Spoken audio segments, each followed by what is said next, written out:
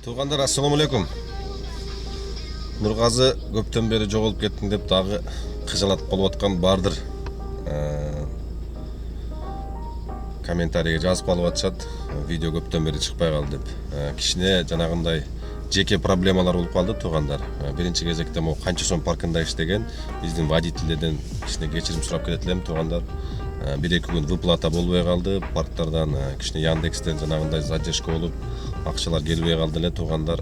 Ошо кичине өзүм да кыжалат болуп, видео тартканы дагы мындай айтканда недосъемки болуп калды. Ачыгын айтсам, настроение болуп, неме болуп турбаса, видео тартканы дагы башыңа же сценарий келбейт, же башка келбейт. Эч нерсе ойлоп таба албайсың, же сүйлөй албайсың, же настроениең болбойт, ошондой туғандар. Буйруса бүт баары жакшы. Водительдерге айтар элем туғандар, бүт баарыңыздар канча сом 2 деп чыгып калат сиздердин паркыңардын списогуна. Ошол жака өтүп, ошол жактан фотоконтроль өтүп, ошол жакта иштей бересиңер. Автоматически балансыңардагы акчаңар полностью ошол жака өтүп калат туғандар. Ошол. Bir-екі күн выплата болбой калып, бүгүн буйруса бүт баары жакшы. Эртең 9-дан баштап как положено Яндекстен акча келе баштады. Бүт баары жайында, бүт баары акчалары снимать этип алып атат туғандар. Канча сом паркында мындай вообще случай болгон эмес эле. Өзүм да аябай кыжалат болдум. Нургазы Мерсти алып биздин үстүбүздүн, биздин акчаларыбызды жеп эле ошонун акчасын төлөп жүрөт деген ой кетпесин деп колдон келишинче тезирээк аракет кылдык туғандар. Биринчи паркыбыздын кичине документация жагынан кичине бир жерде не то кетип калган экен. Шоттор замороз этип койду эле. Самат деген менин диспетчерим бар. Ошол экөөбүз туғандар ишенсеңер почти 2 сутка уктаганыбыз жок. Ушул балдарды колдон келишинче регистрация кылып, экинчи паркка өткөзүп, ошол жакта выплата кылып, акчаларын алсын тезирээк депчи. Ал жака полностью оформить эткенден кийин эле сразу Яндекстен жанагы интип туруп, өлгөн үстүнө көмгөн болуп туруп, ал жака оформить этип бүтсөк Яндекстен жана системада ошибка болуп атат деп туруп, дагы 1 суткага акчаны чозуп салды да туғандар. Ошондой буйруса баары жакшы.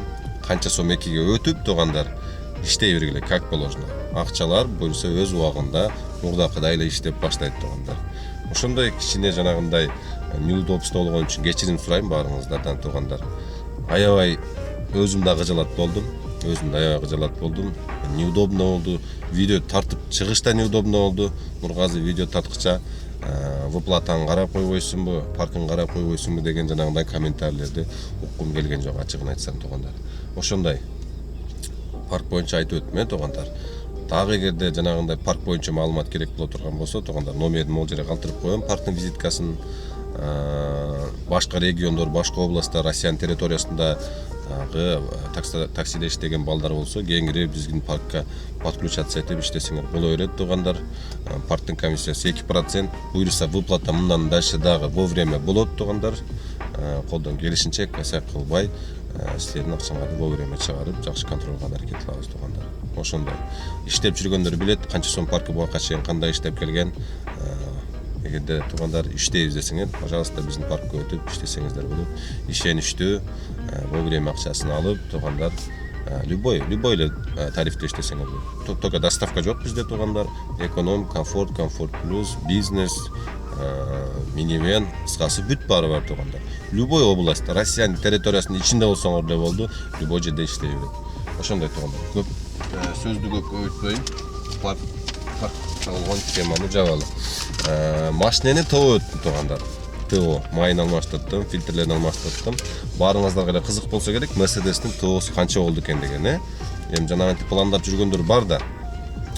Салондун фильтрин алмаштырганым жок. Только оригинальный болот дейт салондун фильтри. 4,5 мың экен, 2 фильтри.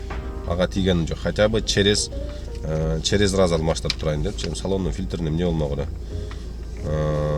Так, масло 6 литр май алдым.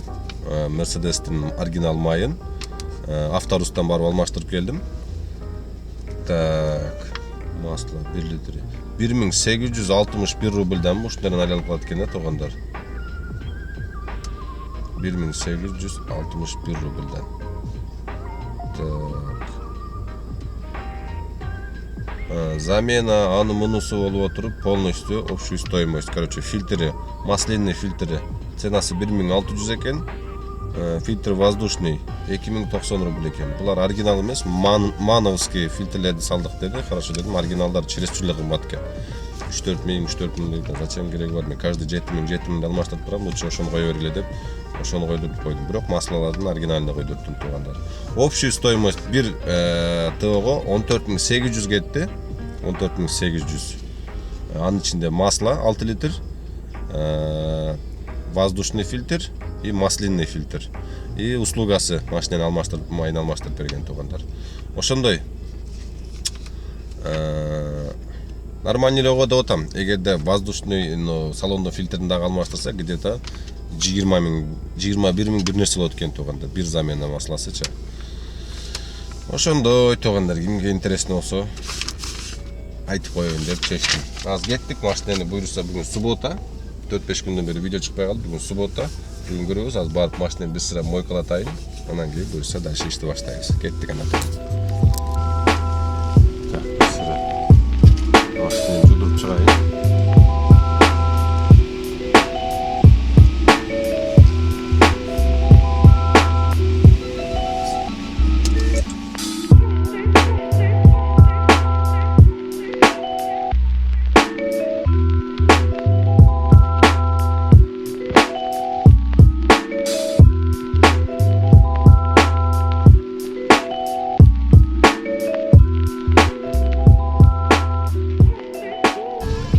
Машинени заправкалап чыктым.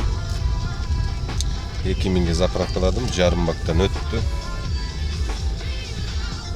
Так, суум бар. Айтып турайын. Суум жетиш керек бүгүнкүсү менге. Коэффициентти көрөлүчү. Так, таксометрге киребиз.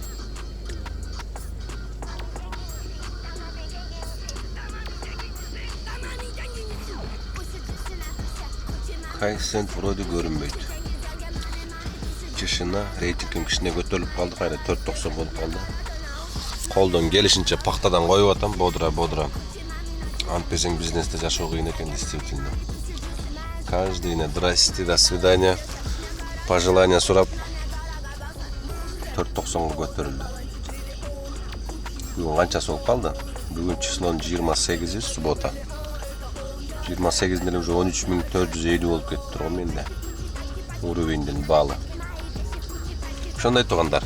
Кеттик анда колдон келишинче центрге барып туруп жага берели. Центрде все равно движение көп болсо керек деп атам. Көрөбүз бүгүн да кандай заработок болот. Каяктарга барабыз. Ошондой туугандар. Так, Пачин түштү буйруса. Ленинградский проспект дейт. Дом 10. Дом 10. 2 минут деп жакын жерден бер да. Бодренький заказ болсо экен эми. Сменни сатып алып койдум.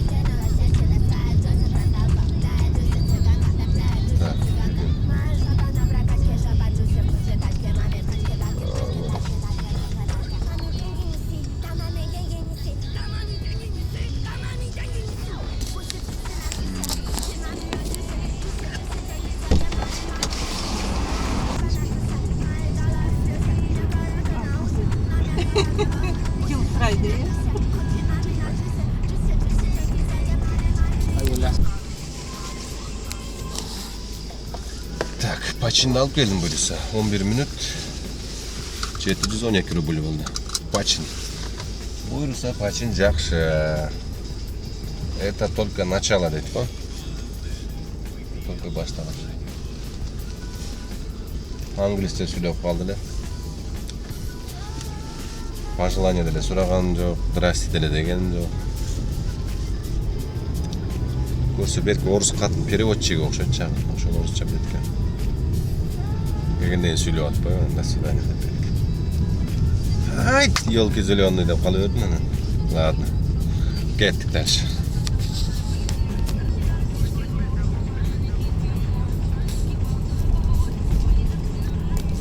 Именно ушунда да тайный покупательге попал болдум бу деп атам да. Именно ушул неме кылгандачы. Тайный покупательдин акчасын ондолуп калат да. Акчасы түшпөйт.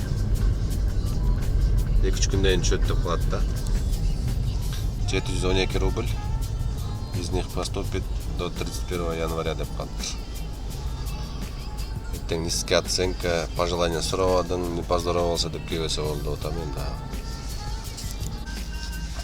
Так, екінші заказды алып келдім тауғандар. Красногорскқа чеп алып, Красногорск. 31 минут 1219 рубль дейді. Екінші заказ. Да, артанырақ, но ничего. Это только начало бүгінгі. Жана 700 бірнесі oldu, 2000 болып қалыпты да, екі заказ. Екі заказ. Каждый заказ 1000-ден айланса нормально еле өзі. Саатына дегіле, саатына 1000-ден, 1,5-ден айланып тұрса нормально бизнестечі. Daha bir zakaz kılsam smenді жабат екем. Дальше ошо ойдан 10 saat бөрісі өзмештейді екем. Кеттік дальше. Так, азыр срочно Шереметоваға бір шығып келішім керек болды да. Купить сменді алғандан кейін, егерде пажалам қойса, все равно ошол 9% немені комиссияны ала берет екен, азман жауап қойын. 9% комиссияны все равно ала берет екен. Бирок эми чем 30% алачы, 9% болсо деле, именно ошо 9%ке карап дагы чоң заказдарды берет экен да, пажалам койсо, азыр бир заказ алдым азыр. Канчага дейт? Так, аз көрсөтөм. 31 километр 40 минутту көрсөттү. Шереметова жака. Еще бирон коэффициент менен алдым, аз көрөбүз. Ошону таштап туруп эле Шереметовага проводник алып туруп, аэропортко кирип кетиш керек эмичи. 11:30 чейин барып калып туруп кирип кетсем жакшы болот эле.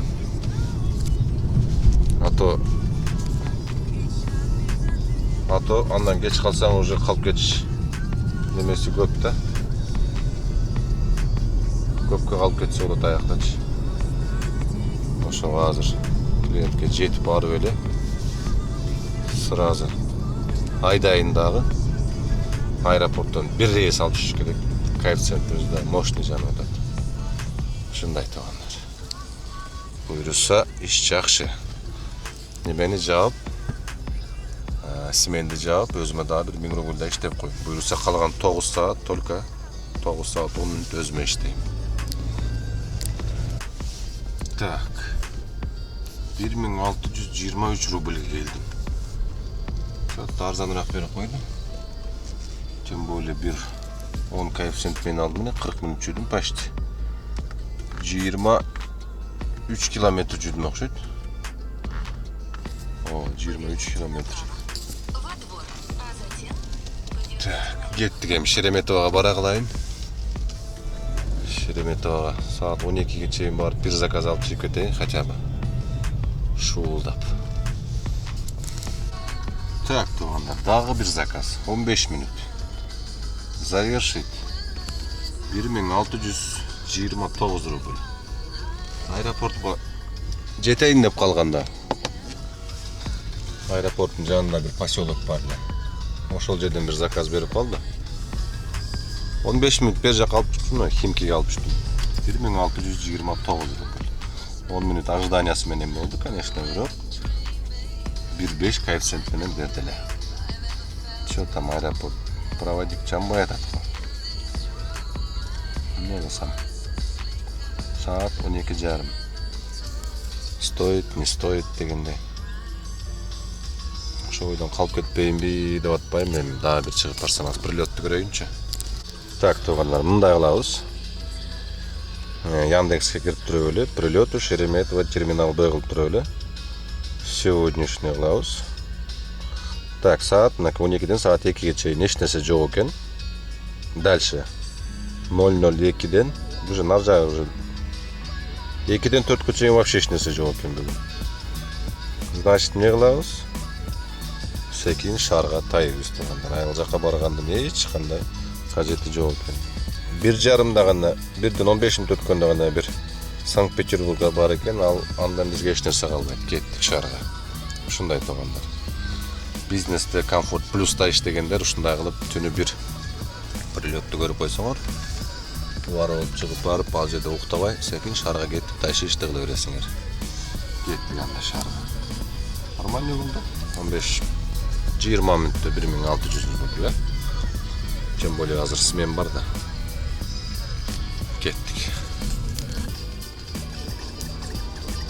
Так, туугандар. Химкиден депого заказ алыптым. Депо деп могу. Жалаң крутой бүт байлар. Акчасын каяка турат эчти билбегендер уш жака келип салат. Так, 25 мүнөттө түштүм, заверштетип коеюн. 1179 рубль. Депо. Лесная улица да. Бүт суббота, воскресенье, пятница күндөн баштап элдин баары жерде, короче. Так.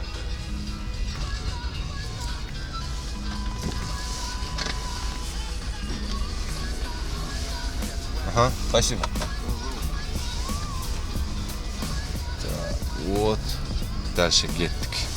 Эмнеде паджаламды өчүрүп салайын. Уш жерден заказдар жакшы беришкен кичине.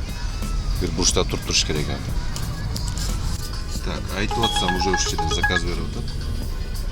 2 мүнөттө. Азыр обратно кеткенде сразу. Бла-бла, бла-бла. Бла-бла бар дейт. Таксисттер, бизнес-класс, элит. Бүт бар ушул жерде мыканат. Адамдарды көрсөтөм. Подожди, брат. Мынакей. Өчүрткө турушат анакей, барга киргени. Көрдүңөрбү? Канча адам турат мыякта тизилип. Азыр эмне ошол жерге барып көрсөтөм.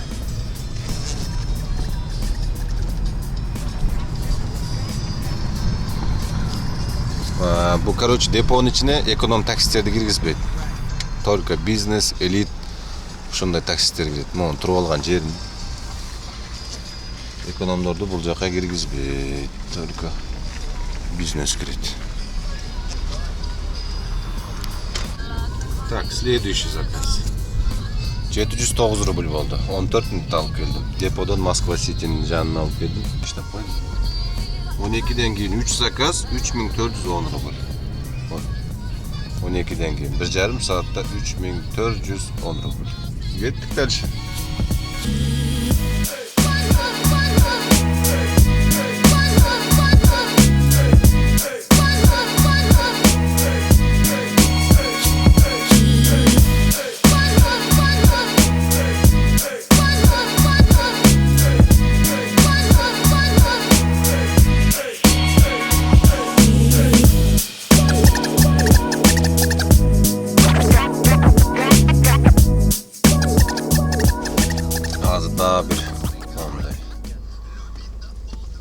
Долгий поездок тепер заказ алдым. 40 километр 37 мүнөт дейт. Нахабиноға өрттір. Нахабинодон еще дальше екен. Охо, аяқ барғанда пустой келесін да, ушунусу жаманда. Ладно, барып келе берейинчи. Как раз ушул жака барып бир курсак тойгузбасам болбой калды. Так. Туугандар. Айтсам ишенбейсиңер, но заказды жарым саатта алып келдим, бирок 35 мүнөт күттүм. Так, общая сумма 2773 рубль болду. 1 саатта, да, 35 мүнөт күттүм, жарым саатта алып келдим. Так, мен паджаламай болайын азыр.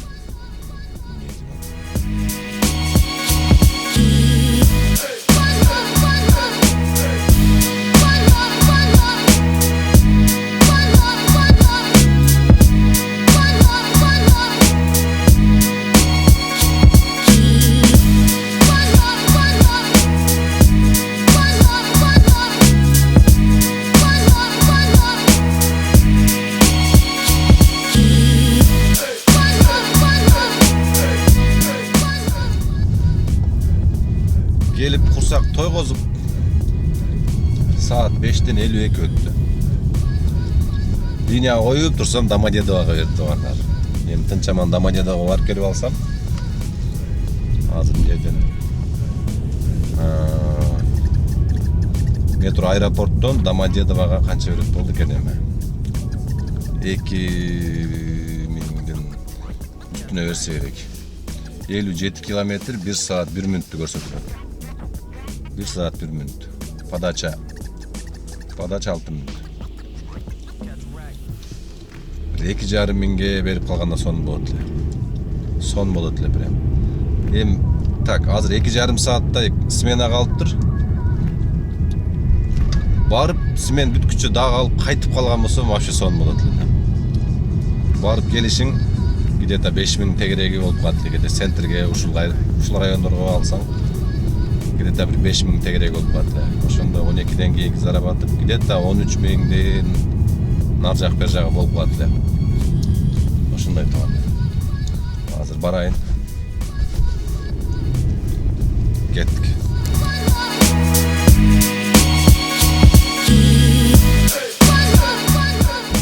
Мынакей могул аэропорттогу чоң үй бар могул жердечи.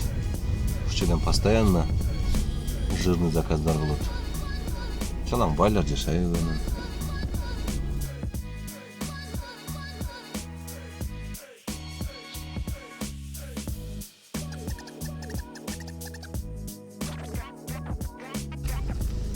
Так, туғандар. Домодедовоға жетіп келдім. Елки зеленый. Завершить. 54 минутта жетіп келдім. 2241 рубльге жетіп келдім. 1 саатта. Так, келу қанша километр? Да пойдет. Еме. Прилет болуп калсын эми, эптеп дагы 1-2 миңге кетип калсаң шарык өздөп. Болду эле ошо мен үйгө барып жатат элем. 12ден кийинки заработок деле уже 10700 болду, 7 заказ, 10700 болду. 11-нчи очуп 1,5 саат деп калды. Бир болсо берет да, 16дан 11ге сразу эле түштү. Күтүп турай коет окшойм деп калдым. Прилетти бир карап коеюн. Токтой турган жерге барып туруп. Так, туғанда Домодедоводан заказ түштү, бирок так, смендин улагы бүткөндө түштү. Яндексте үшүмчүк Яндекс. И заказать миллион дейт да, елки. Каяка берип для интерес көрөлүчү. Профсоюзная улица дейт. Ничего, аз биздин өчүт по-любому аз дагы берет. Экинчи заказ түштү туғандар, короче. Детский кресло менен. Детский кресло до 4 лет деп жазып коюптур.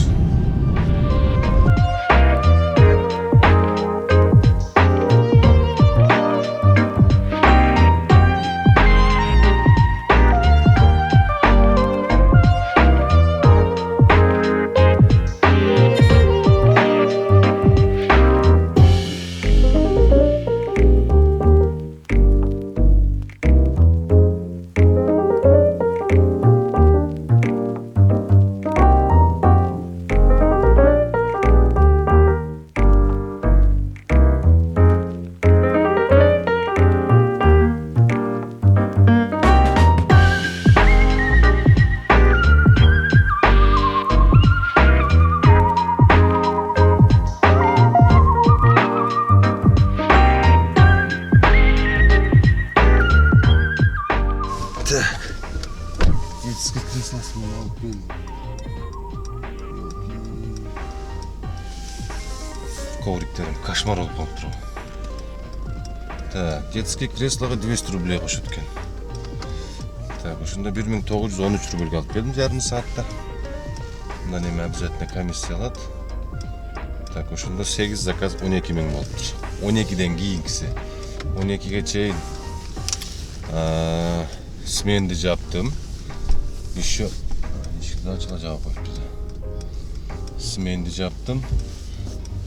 Еще 1,5 миңдей. Короче, 12ге чейин бензиндин акчасы, солярканын акчасы, смен чыкканда 12ге чейин. 12ге чейин ушулар чыккан. Так, 12ден кийинки 8 заказ 12 миң болуптур. Жеп ичип андай мындай кылганы менен где-то ошондо 11 миң таза калыптыр. 11 миң таза калыптыр. Так, эми үйгө кеттик. Саат 9:30 болду. Линиядан чыгайлы. Үйгө барып эртерээк эс алып, эртерээк чыгайлы туугандар.